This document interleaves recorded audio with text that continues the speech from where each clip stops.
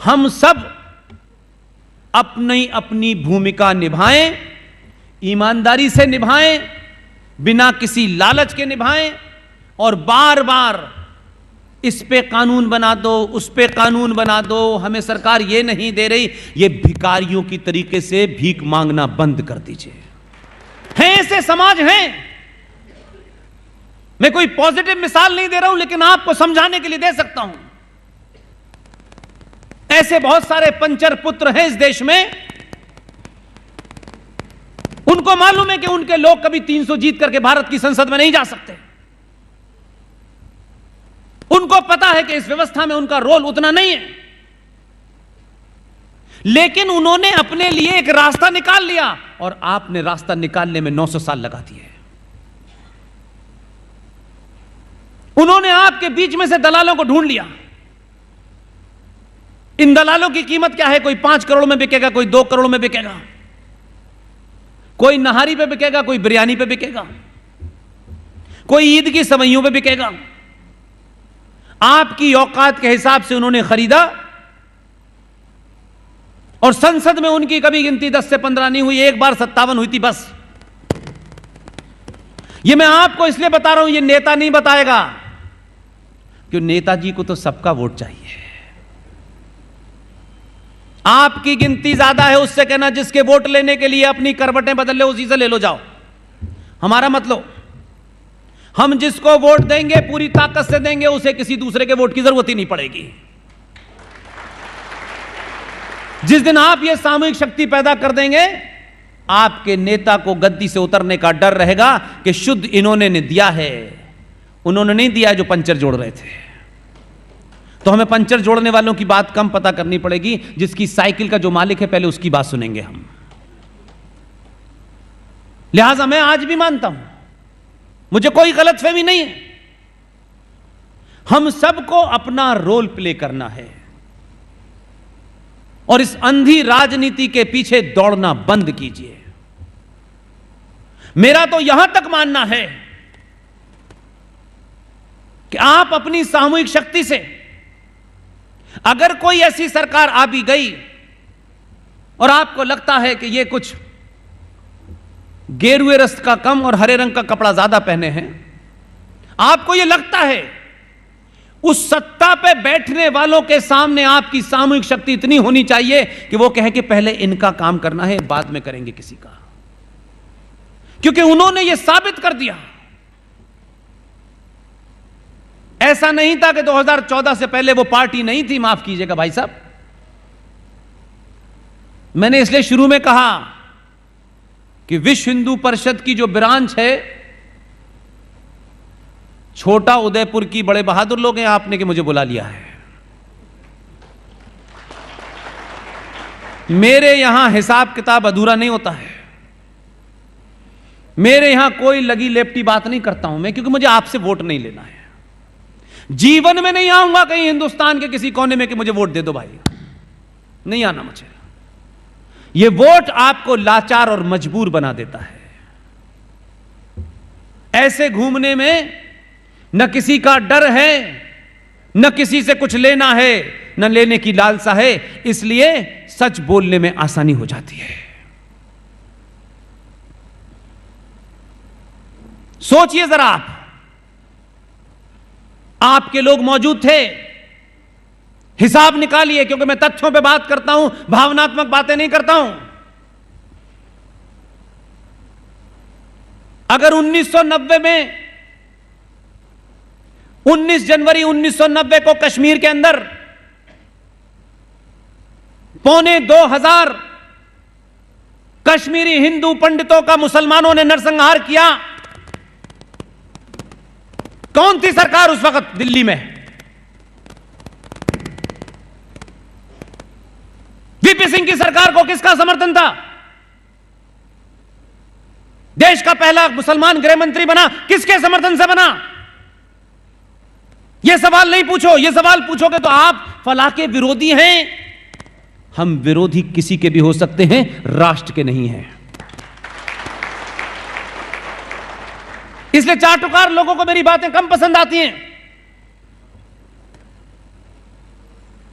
2 दिसंबर 1989 को वीपी सिंह की सरकार ने शपथ ली। 8 दिसंबर 1989 को आजाद भारत में पहला गृह मंत्री मुसलमान बना जम्मू कश्मीर का मुफ्ती मोहम्मद सईद। कौन नहीं जानता मुफ्ती मोहम्मद सईद का क्या चरित्र है, लेकिन स्वार्थ के लिए हम चुप बैठे रहे, क्योंकि राष्ट्र से ज्यादा राजनीति हमें प्यारी थी, चाहे चवन्नी की राजनीति मिली हमको। डेट याद रखा करिए, डेट 2 दिसंबर को शपथ हुई, 8 दिसंबर को उस मुफ्ती मोहम्मद सईद ने अपनी बेटी का अपहरण कराया, क्योंकि उसको 4 आतंकवादी जो अंतरराष्ट्रीय थे वो छोड़ने थे। उनका कमिटमेंट देखिए। 8 तारीख को उसकी बेटी का अपहरण होता है, 4 दिन बाद बेटी वापस आ जाती है, और 2 दिसंबर को शपथ लेने से जरा गिनती करिए, 19 जनवरी 1990, मात्र 54 से 55 दिन के अंदर कश्मीर में, आजाद भारत में, अपने ही राज्य से बहुसंख्यक समाज की रिप्रेजेंट करने वाले, नुमाइंदगी करने वाले भगवान आचार्य ऋषि कश्यप के वंशज, उनको उनकी उपासना के कारण कश्मीर के जिहादी मुसलमानों ने, जो सत्ता में थे, जो व्यवस्था में थे, जो सड़कों पे थे, जो मस्जिद पे थे, उनका नरसंहार कर दिया और 5.5 लाख कश्मीरी हिंदू पंडितों को अपने देश से वापस भागने के लिए मजबूर कर दिया। सत्तागिरी, सत्ता से समर्थन वापस लिया था हिंदुओं के नाम पे, नहीं लिया था, नहीं लिया था। स्वार्थ कुछ और था। ढकोसला मत कीजिए, मुझे ढकोसले वालों से बड़ी नफरत है। या तो आप कहिए हम चाटुकार हैं, सत्ता के दलाल हैं, तो करिए, लेकिन इतने करोड़ लोगों की भावनाओं से मत खेलिए। उन्होंने आपको इसलिए नहीं बैठाया है कि आप हमें नई परिभाषा देने लगे। इसलिए 5.5 लाख कश्मीरी हिंदू पंडित, जिन्होंने अपने जीवन में कभी जोर से आवाज नहीं निकाली, चौराहों चौराहों, सड़कों सड़कों पर बहन बेटियों का रेप ही नहीं हुआ, टुकड़े करके डाल दिए।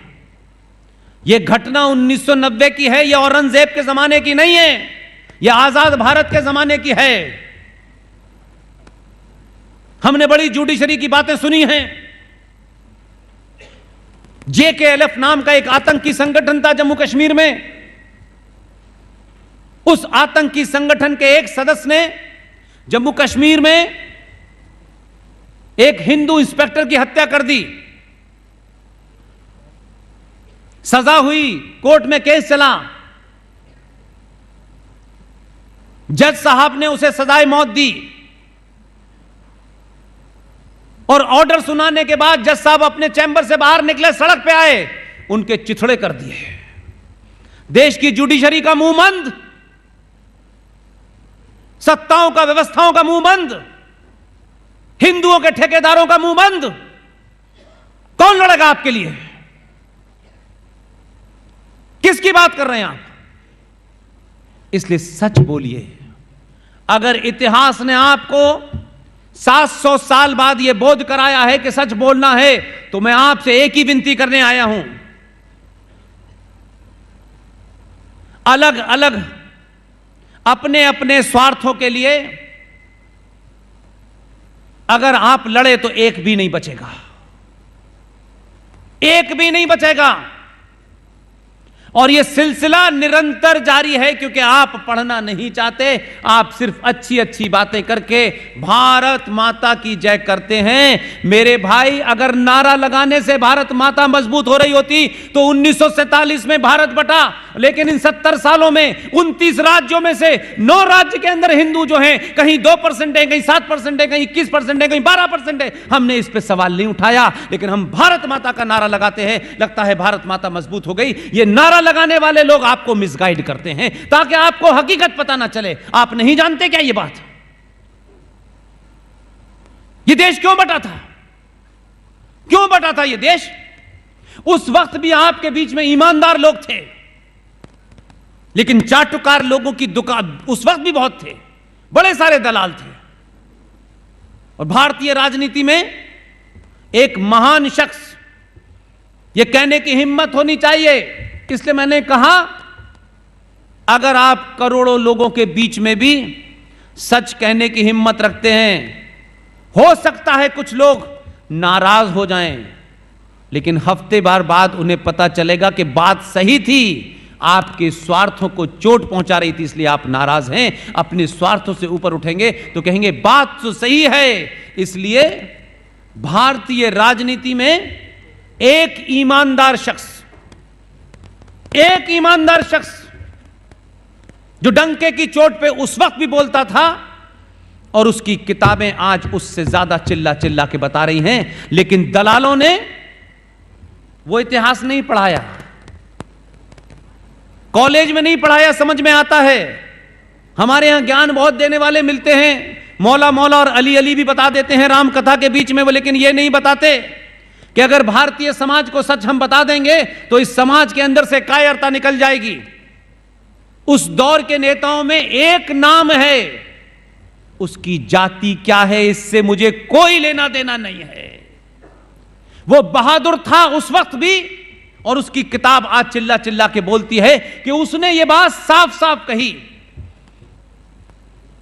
और कायर, कमजोर हिंदू नेता, हिंदू संगठन उसको नहीं पढ़ाते, क्योंकि जो उनका फ्रॉड नैरेटिव है वो टूट जाएगा।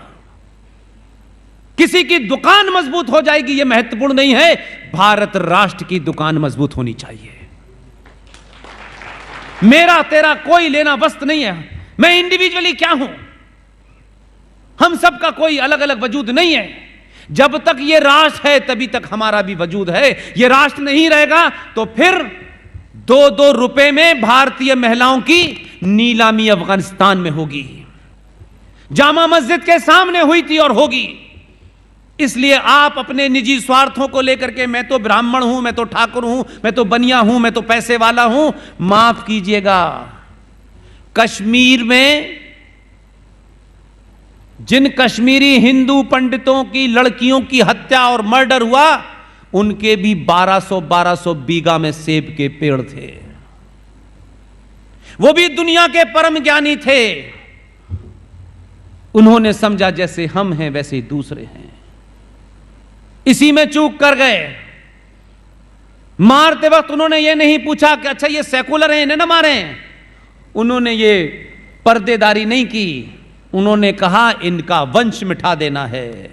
क्योंकि भारत के सारे प्रदेशों में से उस तथाकथित आजादी, जब भारत के 2 टुकड़े हुए, कश्मीर एकमात्र राज्य था जहां मुसलमानों की मेजॉरिटी थी। उन्होंने अपनी मेजॉरिटी में सत्ता ने खेल किया, व्यवस्था ने खेल किया, और समाज ने कहा कि सत्ता और व्यवस्था इन कश्मीरी हिंदू पंडितों को, जो बहुत बड़े ज्ञानी हैं, बहुत बड़े पढ़ने लिखने वाले लोग हैं, इन पे संपत्ति भी है, अगर हम इनको सत्ता के माध्यम से किनारा नहीं कर पा रहे तो कुछ लोगों को आगे करो, 2-4 हजार मरेंगे, बाकी भाग जाएंगे।